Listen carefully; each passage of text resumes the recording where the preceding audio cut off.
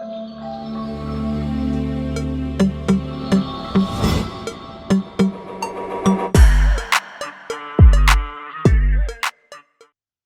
guys, it's Baileywiki, and as you can immediately tell, I've lost my voice. But it's release day, so I've asked a special guest to step in for me on this one. It's one of my favorite people in the world, my teenage daughter. So without further introduction, I will slink back to my bed to recover, and let's start the overview of the release. Hi everybody. I don't have a fancy Discord handle yet, so leave some suggestions in the comments. For now, let's just say I'm Baileywiki 2.0. Okay, so this month is a pretty interesting release.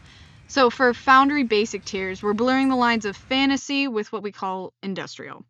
In a fantasy setting, this will be your Clockwork scenes, steampunk, sewers, but this stuff can easily be used for post-apocalyptic or sci-fi campaigns.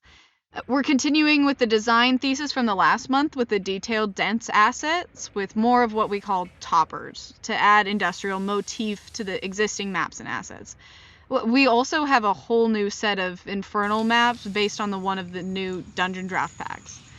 There are also 11 new pre-built scenes using all of these assets and dozens of new prefabs and hundreds of new tiles, even some new industrial audio loops from Michael Ghelfi Studios and some machine and steam ambient sound effects. We also added 12 Clockwork statues that you can use as tokens in your scenes. Jump to the timestamps to see the inventory scenes or sample scenes in this release. So, Foundry Advanced tiers are also getting more toys just in time for the 3D map making contest going on right now. It's going till the end of December 2023. The release includes a lot of new large dungeon rooms and corridors that you can just snap together, some new high detail alchemical prefabs, and of course, new scenes that you can use out of the box or alter if you like. And finally, Dungeondraft tiers are going to get 2 brand new asset packs and updates to a 3rd pack, which include all of the assets that went into this month's industrial release, as well as siege weapons and the Infernal Textures. With that, let's jump into the detailed walkthrough. Now, as a reminder, jump around to the timestamps and listen to the 1.5 times speed to just see everything you need. So, in terms of where to find everything, Foundry Basic users update the Baileywiki dungeons, towns, and premium modules. Then find the new prefabs in the new release prefab compendium and all of the new scenes in the town scene compendium. Foundry Premium users will update the Baileywiki 3D module and will find the new assets in these compendiums. Dungeoncraft users can go to the easy download table and see the download of all the new packs from there. As for the Foundry Basic content, we've got some new siege weapons, which are available as prefabs and tile sets. With the prefabs, just double-click the weapons using Monk's active titles to cycle through alternatives, including damage versions, or right-click using multi-phase tiles to choose the alternative. Then you can take a tour of the new Clockwork rooms and their sewer variants. Now, these are highly detailed with lightning, animated steam, smoke, spinning gears, and even ambient steam and machinery noises throughout. As with the last release, these are designed to be placed down on black backgrounds and then linked together with overhead tiles anywhere you want to create some sort of door or something between them. There are even some built-in traps using Monk's active tiles, which you can delete or switch off using the active tile here. The hallway system is designed to link them together in any way you want and either create or remove doors wherever you like. You can even have a module catwalk system that lets you build any kind of catwalk as either an overhead tile system or as another way of building your dungeons. You can see some examples of its use in both ways here in a moment. So, we also have new Clockwork statues. These can be used as tokens as well, which you can see examples in the pre-build scenes. You can easily change the artwork, whether you're using the tile prefab or if you use the artwork for your own tokens. And finally, you're getting all these new industrial decor prefabs and even audio loops from Michael Ghelfi. These sound great and fit either in a Clockwork or sewer environment. The sound effects cover machine and steam sounds in both loops and burst variants. As for the titles, you've got resizable machines, platforms, gears, which can be rotated using the tile scroll by Ripper, overhead doors, and transition pieces, and more. This engine was kitbashed together using many of the new assets from Dungeondraft, so if you want to design something similar, check out that release. As for the new scenes in the basic tier, first up is the airship dock. We've used the new assets to modify the galleon airship to something a little bit more steampunkish. Then we applied a blurred background effect to show altitude, and then tinted the scene to suggest a sunset type of day. Turn the lights down for another mood. Also remember to check out the scene tips. They can be deleted anytime by clicking this little icon in the top corner if you have Monk's active tiles installed. Up next is the City Waterworks map that shows how the new sewer rooms might work together. Feel free to expand it from there. Okay, deeper in the sewers, your party may stumble upon the guild hideout. This uses elements from the library to establish an underground smuggling operation with various hidden doors and teleporters throughout.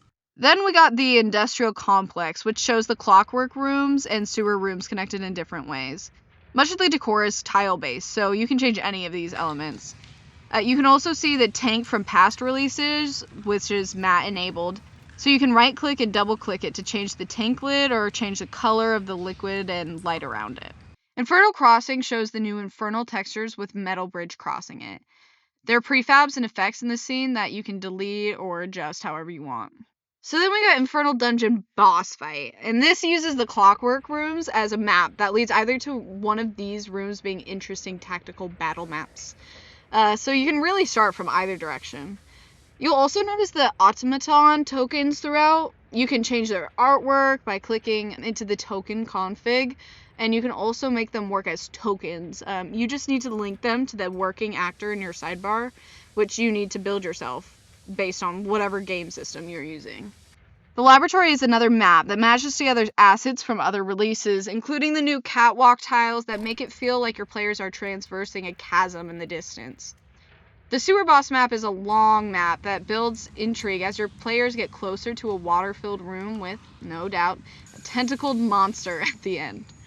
Then we got the Titan, which shows how you can add industrial assets to other assets. In this case, a room from the Dwarven release to make a complex and interesting battle map. The Titan itself is a token and can be changed and linked to an actor like you saw earlier. This map also features different levels where your players can descend the metal staircase to this area beneath the Titan. Also notice the subtle animated gears and steam elements. Surround is a map that features the Clockwork tokens as security system, but in this case each one is linked to a colored light. If a player is standing at the console, they can disable or enable a particular token. If disabled, the token's light will go out, and maybe your party needs an item first before they can activate the console. Maybe they can only disable one sentry before a fight breaks out. It's honestly up to you, but hopefully this gives you inspiration for how you can use these assets in your storytelling. And finally, Crash Landing. This special scene features a long path of destruction, and at the end of which there is debris from a crash. These are tiles that you can really move, delete, however you want. Maybe a creature or mechanized threat awaits them at the end, but what's special about this scene is that you can click the tiles at the top of the scene and actually change the biome between grassy or desert or snowy. Yeah, it's pretty cool. Okay, so that's it for Foundry Basic content. Next up is Swift to talk about the 3D assets for Foundry Advanced here. Hi guys, Swift here again with this month's 3D details. And to start with, we're trying some new things on the back end that, in theory, should make putting maps together easier. Taking something like this room here, for example. Previously what we've done is we've used individual pieces like wall pieces, floor pieces, pillar pieces, and so on, and then arranged them into a room and put them together with token attacher to create prefabs. This worked alright, and it had its advantages, but it was a bit clunky to use and wasn't all that performant. Something we're trying out this month is creating prefab pieces as just a single object. Like you'll see, this room here is just a single tile. So you can move it around, rotate it, scale it, all that sort of thing, just like any other object. And it's really snappy and quick. This does mean that it's less flexible than the token attacher prefabs, but the theory is that the ease of use and extra performance will be worth it. That all depends on you guys, though, so I'd love to hear back from people who use these pieces to see what they think. Speaking of the prefab pieces, these are the ones we've got as of right now, which, as you can probably tell, are focused around building dungeons.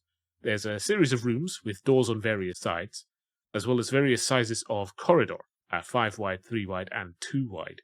In the case of the 2 wide, we've also got some junction pieces, like this T-junction and this crossroad over here. But in the case of all of them, we've got these modular junction pieces, like this one here. Say, for example, you wanted a junction off the end of this corridor. You could snap this piece to the end of the corridor, and then this wall piece into the bits of the corridor that you aren't intending to use. Just snap them into place. And then a doorway into one of the ones directions that you are intending to use.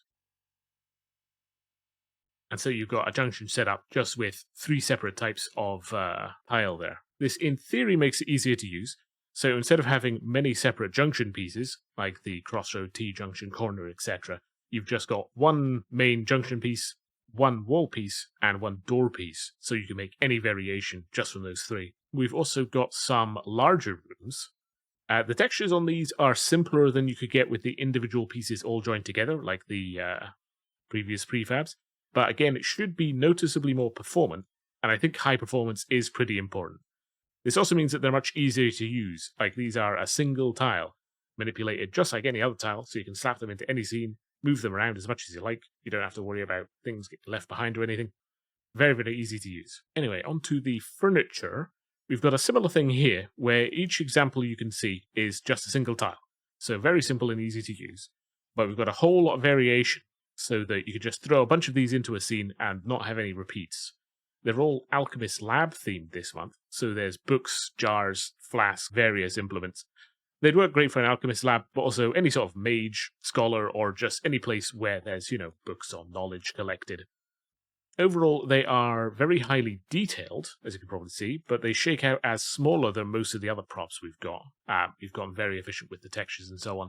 So these should be less impact on performance than a lot of our other props. For these, I recommend grabbing the inventory scene from the release so that you can take a good close look at them, because there's a lot of detail to all of them, and then consider where it is you might want to place them, what sort of things you could use them for, if you want them to be like plot relevant, for example, if you've got items on them that you think you could draw the player's attention to, that sort of thing. But we do have quite a lot of them, and they're mostly variations on Alchemist Lab equipment. We've also got things like jars, barrels, that sort of thing as well, for some extra clutter. So before this runs on for too long, though, let's have a quick look at some of the maps we've got for this release. The first one is this one here, the Alchemist Lair. It's a very classic small dungeon that somebody, presumably an alchemist, has holed up in, along with guards or gang members or associates or the like. A barracks up front with a workshop off to the side, and then the Alchemist Lab behind that. There's a door leading further into the place, but it's hidden behind these bookshelves here. So whether or not the players will notice it, that'd be a good time for some perception checks. Behind this hidden door, though, there's a narrow corridor that leads out to this dark and secluded bedroom in the back here. And then there's also a secret passage in the middle of the corridor, and that leads down to a room that's currently just got an altar and some sarcophagi in there, because, as you know, everybody is secretly a necromancer. There's also a version of the map that is unfurnished and has more neutral lighting, so you can more easily repurpose it for all sorts of things. Dungeons in general, as I'm sure everyone agrees, are some of the most flexible maps that you can use in tabletop. Just so everybody knows, if you want to use this map, something I recommend doing is opening up the Environments tool here, and then just flicking through the skyboxes, because everyone, even though the background is black, will cast the map in a different color and make the shadows brighter or darker. And it will definitely change the whole mood of the place. Like, you can get very dark with, say, down here, where the shadows are completely black and you can only see what's lit. Or very bright with, like, the blue sky, where everything's got this sort of blue cast to it. So, definitely a lot of possibility for maps like these. I recommend having a go, playing around with them, seeing what you find out. The next map here is the Village Alchemist map. This is an exterior map with a dirt road through a temperate area with a few houses. The larger of them at the back here being used as an alchemist store. If we select this player token and then move them inside, we get the roof and ceiling disappearing so that you can more easily see inside the building. And in this main building here, we've got the alchemist store up at the front with the counters and the various alchemical goods laid around. And then the rest of the building is just a normal house for the alchemists themselves. This map's another fairly flexible one. The party could just be visiting a magic store or alchemist shop or the like, or it could be a combat encounter in an otherwise quiet rural area. Maybe you just want to use the road and have these houses for backdrop, for example. There's a second variant of this map at night, with lights set up inside the houses. This could just be used for atmosphere. The houses looking even cozier with these sorts of lights. Like, let me throw in this player token here so you can see. Or, of course, for the traditional nighttime ambush sort of situation here. I very much like having these variants of a map so that you can have a very different mood depending on what time the party approach the area at. Next up is this Forest Ruins map by Violet. Another exterior map, this one focusing around an ancient two-story building that is mostly collapsed. But some of the floor is still surprising up on the pillars, and someone has set up a camp there. This map is one of the more flexible ones, as it's an arrangement you could use for a lot of things. Uneven forested terrain surrounding a central point of interest that the party is either trying to reach, or if they're already there, defend from someone or something. Similar to the Village Alchemist map, there's also a day variant of this one.